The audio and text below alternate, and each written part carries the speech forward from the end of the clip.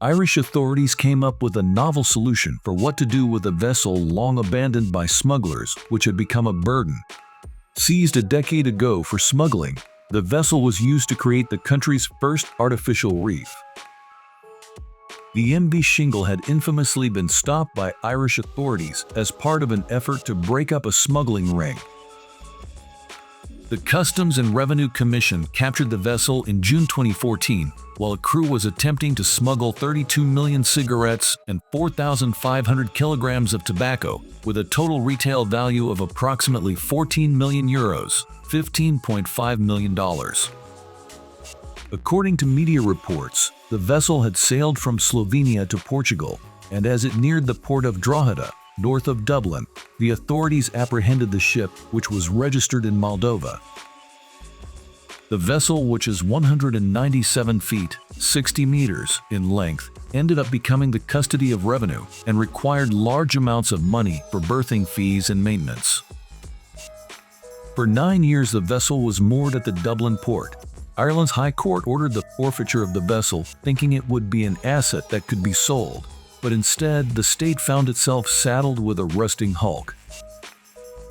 Last year, they moved the vessel to New Ross Port, but it was deemed no longer seaworthy. Tired of holding on to the ship that could not get a buyer, the problem was scrapping was also going to be costly. A local county councillor, who is also a trained diver, had been working, he says, since 2008 on the idea of creating a reef for diving. A group set up for the purpose, Killala Bay Ship 2 Reef, proposed the idea to the government and earlier this year won permission to proceed with the reefing. The Revenue Department donated the ship after reporting over the years, plus the remediation effort to make it ready for reefing.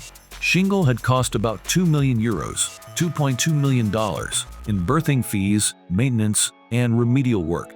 They had to remove asbestos and residual oils. On Wednesday, September 18, the vessel was towed into position just over a mile from shore.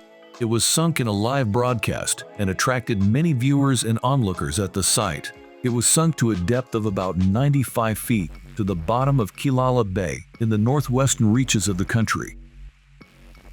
The hope is that it becomes a marine life haven and international tourist attraction on the wild Atlantic Way. The reef is also expected to provide opportunities for scuba divers, recreation, and marine research. KBS2R highlights that the creation of Ireland's first artificial reef responds to the need to create economically sustainable tourism that plays to the strengths of the natural environment and expands the offerings of the wild Atlantic Way.